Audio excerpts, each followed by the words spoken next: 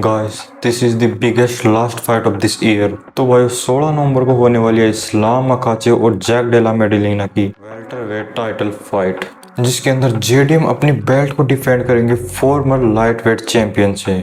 तो भाई इस्लाम मकाचेव ने काफी डोमिनेंट परफॉर्मेंस दिखाई लाइट वेट के अंदर। अब देखना होगा कि वो वेल्टर वेट के अंदर कैसा कर पाते हैं। तो भाई इस फाइट की काफी ज्यादा हाइप निकल के आया क्योंकि लोगों का मानना है कि ये फाइट काफी ज्यादा कॉम्पिटेटिव होगी और भाई हो भी सकती है क्योंकि एक तरफ है जैक डेला मेडेलिना जिनके पास 18 विन स्ट्रीक है और दूसरी तरफ है इस्लाम मकाचेव जो यूएफसी के अंदर 15 विन स्ट्रीक के ऊपर चल रहे हैं, जो कि एंडरसन सिल्वा के बाद में दूसरी सबसे लॉन्गेस्ट स्ट्रीक है।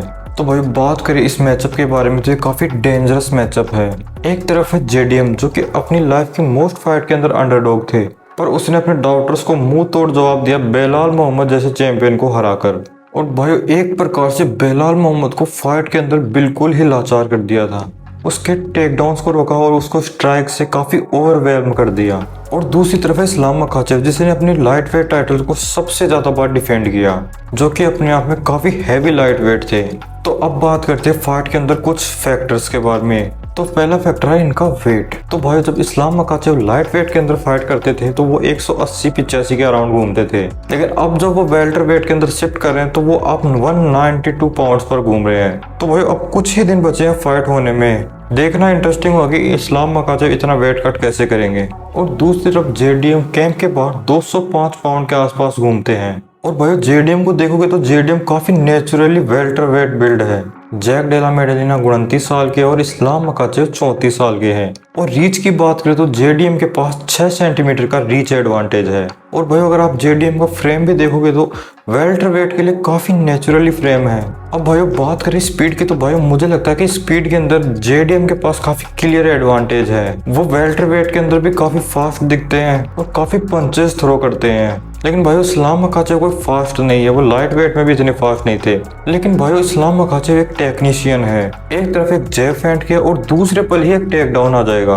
और भाई इस्लाम मकाचेव के टेक डाउन्स कोई सिंपल टेक डाउन्स भी नहीं होते जो हर कोई डिफेंड कर लेगा। वो टेक डाउन्स एक चेन टेक डाउन्स होते हैं जिसके अंदर ओपोनेंट्स फंसे ही जाता है और कहीं भी एक भी गलती की तो सीधा चौक हो जाता है। और भाई इस्लाम मकाचेव जब टेक डाउन शूट करता है तो अपने इंस्टिंक्ट्स पर फाइट करता है। वो ग्राउंड पे ग्रैपलिंग को एकदम चेस की तरह देखता है। अब भाई वेल्टर वेट की बात करें तो ये प्रोसेस काफी स्लो भी हो सकती है क्योंकि इस्लाम मकाचेव ने काफी वेट ऐड किया है और ये चीजें उसके कार्डियो को भी काफी ड्रेन कर सकती है।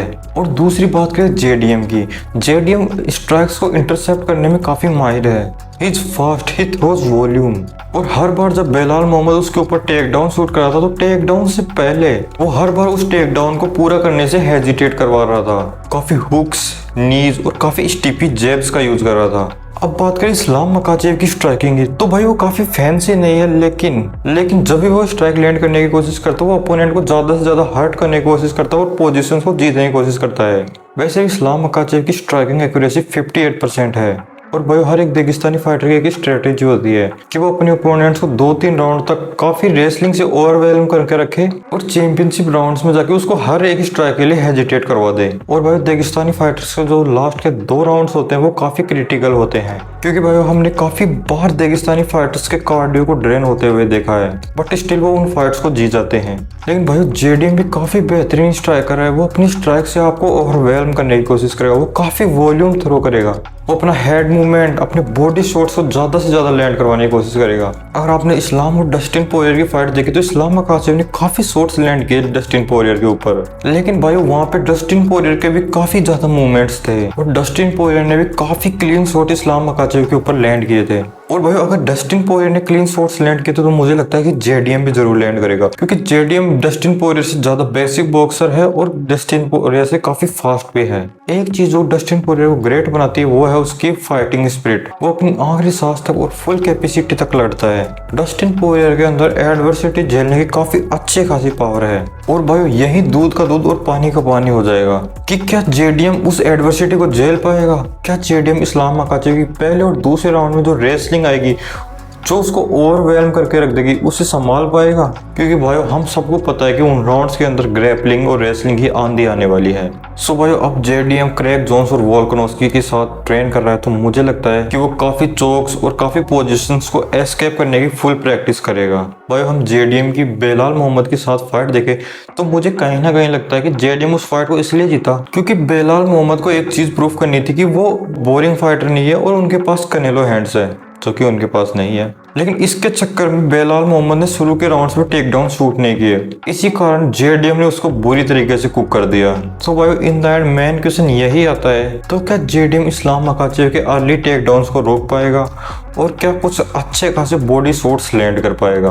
क्योंकि अगर उसने ऐसा कर दिया तो इस्लाम मकाचेव काफी स्लो हो जाएगा और काफी हेजिटेट करेगा टेक डाउन शूट करने से। ताकि भाइयों आपको क्या लगता है कि इस फाइट के अंदर कौन जीतेगा, ये फाइट किधर जाएगी, कमेंट सेक्शन में जरूर बताइएगा और चैनल को सब्सक्राइब जरूर कर लीजिएगा।